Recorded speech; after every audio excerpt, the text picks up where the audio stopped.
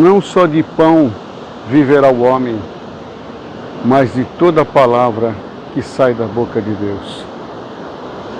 Foi essa a resposta que Jesus deu ao tentador no deserto, depois de 40 dias, 40 noites, sem comer, teve fome e foi tentado a fazer uma transubstanciação de uma pedra no pão de trigo. E ele resistiu, respondendo desse jeito: não só de pão viverá o homem, mas de toda a palavra que sai da boca de Deus. Paz Deus com todos, paz seja em vós, shalom, paz e graça. Tivemos um problema, antes de mais nada me justificar, tivemos um pequeno problema com internet, rompimento de cabos, mas já voltou à normalidade. Então, isso impedia de eu fazer a edição dos vídeos e postar no YouTube. Mas agora já está normalizado. Vamos fazer a live normalmente na sexta-feira, a reunião, com a ajuda de Deus e a guia do seu bendito Espírito. Vamos meditar sobre essa passagem, porque o próprio apóstolo, na Epístola dos Hebreus, ele declara que o universo que nós conhecemos não foi feito daquilo que nós vemos, mas foi feito da palavra de Deus. Nós cremos pela fé que foi pela palavra de Deus. E o que se vê, até esse mar aqui, não foi feito daquilo que é visível, mas sim da palavra de Deus. Então nós entendemos até aquela passagem do encontro de Jesus com Nicodemos, como muitos conhecem. Nicodemos, doutor da lei, pertencente ao Sinédrio, foi ter com Jesus na calada da noite, porque ele sabia, pelas coisas que Jesus fazia, que existia nele realidade, verdade, diferente daquilo que ele vivia com seus conservos, pois o Sinédrio, os fariseus, os rabinos, eram estudiosos da letra, das escrituras. Contudo, não se via no meio deles prodígios, maravilhas, como se via em Jesus. Logo, irmãos, ele ficou curioso, e como existia uma hostilidade muito grande em cima de Jesus, porque ele atraía as multidões, e isso ameaçava o poder do Sinédrio, então ninguém deles poderia consultar o mestre. Normalmente, quando eles iam ter com Jesus, era para ou interrogá-lo e pegá-lo em alguma falha, em alguma falta, ou mesmo para acusá-lo de algum erro, como não guardar o sábado e assim por diante. Mas Nicodemos queria conversar pessoalmente com Jesus. E nessa calada da noite ele conseguiu. E a primeira coisa que ele falou para Jesus: mestre, eu sei que és vindo de Deus, porque ninguém fazes o que tu fazes se não for vindo de Deus. Uma das coisas, irmãos, que nós temos que ter em mente é isso. Pelos frutos você conhece quem é de Deus. Presta atenção, nós somos comparados muito, o homem na Bíblia como árvores. Toda boa árvore dá frutos bons, toda árvore má dá maus frutos. Nicodemos reconheceu que Jesus dava bons frutos, frutos sobrenaturais, que eles nunca tinham visto um homem realizar antes. Então, quando ele falou assim, Jesus já entendia, ou já entendeu, porque o Senhor já conhecia o que estava no coração dele, e já o interpelou. Na verdade te digo, Nicodemos, que necessário te é nascer de novo. E ele falou, mas como assim? Então ele dá a entender o que muitos que acreditam na reencarnação e os próprios contemporâneos de Jesus, que acreditavam, né? Deverei então entrar de novo, nascer de novo no ventre de uma mulher?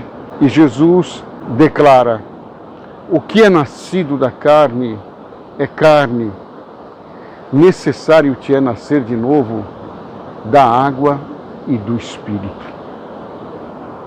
E muitos entendem, irmãos, ou pelo menos foram ensinados a compreenderem assim, de que se fala ali é do batismo das águas. Não. Jesus definitivamente não está falando do batismo das águas, porque se fosse isso, ele já falaria direto, necessário te é batizar, Nicodemos. Nós vamos ali no lugar, meus discípulos, eu mesmo não batismo, mas meus discípulos vão ali e te submergem nas águas e está tudo realizado. Então não era isso, pois está bem claro que em algum momento os discípulos estavam batizando nas águas como João Batista batizava também nas águas. Necessário te é nascer da água e do Espírito. Como que é isso? Ele ainda continua a não entender. Então Jesus fala, o vento assopra onde quer. Os nascidos do Espírito são assim, espontâneos.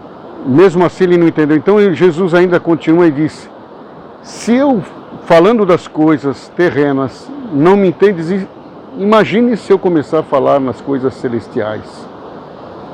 É nisso que eu falo para os irmãos, que nós não aceitamos rótulos e não temos a predisposição e não somos encorajados a entrar numa linha de estudo para provar, através das Escrituras, alguma coisa. Já tem quem o faça, e nós louvamos aqueles que fazem assim. Mas, desde o princípio, Deus nos introduziu ou nos trouxe num caminho de experienciação, de contato pessoal, desde a eternidade. Mas para não perder o fio da meada, falando de Nicodemos, para falar sobre a palavra, água, nascer da água significa palavra, Espírito, Deus. Necessário te é nascer da palavra de Deus. Ou pelo menos sentir essa realidade de que você, ou tudo que existe, não veio simplesmente daquilo que se vê, mas saiu de uma coisa invisível que nós chamamos de palavra de Deus. Impulso espiritual, poder do Espírito de Deus. Por isso que Paulo falou, quando eu vim ter convosco, não vim com sublimidades de palavras, mas com o poder do Espírito, com a palavra de Deus, com a palavra inspirada por Deus. É isso que Jesus disse para Nicodemos. E foi a mesma coisa que ele falou e se defendeu do tentador. Nem só de pão viverá o homem, mas de toda a palavra que sai da boca de Deus. Chegará um tempo que o homem não vai ser mais escravo dos seus sentidos, daquilo que ele vê, daquilo que ele ouve, daquilo que ele come ou daquilo que ele apalpa. O homem sublimará, pois ele chegará à compreensão de que ele não foi formado daquilo que é aparente, mas ele é um sopro do Espírito de Deus. Foi a palavra de Deus que disse, façamos o homem a nossa imagem e a nossa semelhança. Urge a necessidade de nós entendermos isso e começarmos a meditarmos, porque aquele que tem essa compreensão, ele não fica escravo dos sentidos, ele não sofre tanto. Por quê? Porque ele sabe que as coisas não são como aparentam ser, que existe uma realidade por trás de tudo que está acontecendo e de tudo que coexiste. Nós vemos essa visão em Jesus manifesta, a ponto de chegar para um homem que nasceu praticamente deficiente físico, coxo, e dizer, queres ficação? Ora, ele só poderia falar isso se tivesse consciência da natureza do ser. E ele tinha essa consciência, por isso ele pôde falar isso. O homem não entendeu nada, quis se justificar, quis voltar para a coisa da fé cega, porque ali no tanque de Betesda acontecia um fenômeno, que não era um fenômeno sobrenatural, era natural. Eram duas piscinas, e uma das piscinas se lavavam as ovelhas, e quando se fazia uma limpeza, esvaziava, havia um movimento nas águas. E alguém, não entendendo ou indo por esse lado da fantasia, da fé cega, dizia que o anjo estava revolvendo as águas. E quando o anjo revolvia, as pessoas poderiam entrar. E quantos não entraram ali e não saíram curados por meio da fé cega? Nós sabemos que isso existe, irmão. Até os dias de hoje, a fé cega funciona. Até o momento de que existe um estreitamento entre nosso Pai Celeste e nós, Ele quer nos elevar, quer nos trazer uma sabedoria maior. Então, aquela fé cega, ela começa a não ter mais efeito. Você começa a perceber que ela já não está surtindo mais efeito, não está mais tendo resultado. E é onde você começa a se indagar e a buscar, e aí você percebe que Deus está te trazendo para uma realidade maior, uma realidade melhor, está te trazendo para a verdade. E se resume naquela palavra que Jesus sempre falava: conhecereis a verdade, e a verdade vos libertará. O que nós entendemos, irmãos? Tem pessoas que têm essa consciência de que existe a coisa material e a coisa espiritual. Segundo esta visão, nós percebemos que na realidade, se nós nos deixarmos levar pelos nossos sentidos, nós vamos ver tudo efêmero, limitado, mas se nós olharmos com os olhos espirituais, com aqueles olhos que nós temos vindo através da palavra de Deus, todos os limites são rompidos, todas as impossibilidades desvanecem como uma fumaça. Quando nós começamos a viver nesta graça, isso é graça maravilhosa. E viver com os olhos do Espírito é isso. Porque se Jesus considerasse que pão do trigo fosse material, ele nunca teria feito aquele prodígio da multiplicação dos pães. Ali você vê que os elementos, eles estão sujeitos ao poder de Deus, ao poder espiritual.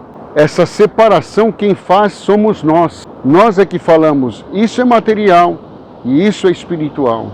Nós somos a palavra feita carne, também como o Verbo de Deus, Cristo de Deus, que se fez carne e habitou entre nós. Nós também somos, mas olhando com os olhos espirituais, nós vemos que a nossa origem é outra. Nós viemos do invisível. Do invisível é o quê? É do nada? Não.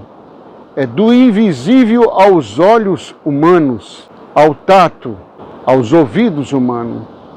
Por isso que Jesus sempre falava, quem tem ouvidos, ouça. Ora, todos ali com certeza teriam orelhas, ouvidos, mas no entanto poderiam ouvir as coisas espirituais. Então é nesse sentido, irmãos, nós temos que despertar para a palavra criadora, a palavra redentora, a palavra que criou os céus e a terra e tudo o que nela é, a palavra que trouxe o universo à existência, a palavra que diz haja e tudo aparece e tudo tem que acontecer. Então urge o momento, sentir de fazer esse vídeo para a meditação da nossa alma. Urge a necessidade de a palavra se manifestar na nossa vida. Para alguma coisa que parece que é impossível e que está num sonho longínquo, num desejo ou de alguma coisa que você já tem como uma árvore morta. Isso nunca vai acontecer, isso nunca vai realizar, pois eu sinto de dizer para você que engavetou o teu projeto e o teu sonho, que se você lembrar de que as coisas, elas não são produzidas no mundo visível, mas sim no mundo invisível, então você vai entender e vai tomar posse dessa revelação e entrar em comunhão e meditação e falar: Senhor, se é assim mesmo, se a tua palavra, o teu verbo, ele pode transformar, pode trazer à existência aquilo que não é visível, eu vou acreditar e somente vou dizer: aparece, Senhor, manifesta-te, eis-me aqui. Bom seria que realmente se manifestasse o verbo de Deus. O verbo de Deus sempre se manifesta de uma forma para o todo. Ele não é egóico. É assim que você fica sabendo quando é a palavra de Deus e quando é o desejo humano. Às vezes nós somos tomados de arrobo por um pensamento e muitas vezes nos falaram de que os pensamentos e a palavra de Deus se misturam. E isso eu posso confessar para os irmãos, pois já aconteceu muitas vezes comigo, de os pensamentos se misturarem com a palavra de Deus. Como que eu posso saber o que é palavra e o que é pensamento meu? A palavra é aquilo que ela vem para o todo, ela não é egoísta. Até esse sonho de realização vem no sentido de você manifestar e edificar as pessoas que estão ao teu lado, de que realmente a palavra de Deus é infalível, de que realmente a graça de Deus é abundante, de que não existe limitação para o poder de Deus, que Deus não faz acepção de pessoas, e de que quando você é abençoado, normalmente aqueles que estão em volta de você, e muitos até que estão longe, mas estão no mesmo espírito que você está, recebe o benefício da palavra de Deus. Então essa é a palavra de Deus. A palavra de Deus, ela não fala eu vou te abençoar, ela fala você já é abençoada, abençoado. A palavra de Deus não fala eu vou te curar. A palavra de Deus, quando ela se manifesta, ela já se manifesta como cura. Eu vou abrir as portas. A palavra de Deus é uma porta aberta. Se esta palavra, essa porta, estiver aberta na tua vida, não tem porta que resista na terra. Seja de emprego, seja de um coração fechado, seja o que for. Essa palavra, ela tem poder de romper todas as barreiras e fazer jorrar todas as fontes ao teu favor e ao teu respeito. Nem só de pão viverá o homem, mas de toda palavra que sai da boca de Deus. Por certo, se me veio inspiração para fazer esse vídeo e ela não vem vazia, eu não vim aqui porque eu senti, estou com vontade, vou fazer um vídeo por fazer. Eu chamei muito pela palavra. Clamei muito, Senhor, manifesta-te, manifesta-te. Com alguma coisa substancial, que realmente vai mudar aqueles que vão ouvir esse vídeo. Que vai transformar, vai modificar, vai chamar à existência alguma coisa. Aqueles que estão ouvindo em comunhão vão testificar de que a palavra de Deus, ela é eficaz, ela é verdadeira. Por isso, irmãos, nós estamos nos encaminhando nessa direção da experienciação pessoal. Jesus não deixou nada escrito, mas tudo que ele falou foi inspirador para se fazer milhares e milhares de livros. Porque ele era a palavra manifesta. Haja fé e graça para que esta mesma palavra, de uma vez por todas, nos tome de arrobo como um vento veemente, nos levante e nos coloque diante da circunstância e das necessidades e dá ordem ao nosso respeito. Seja feito, seja realizado. Deus que abençoe a todos. Ficam com Deus.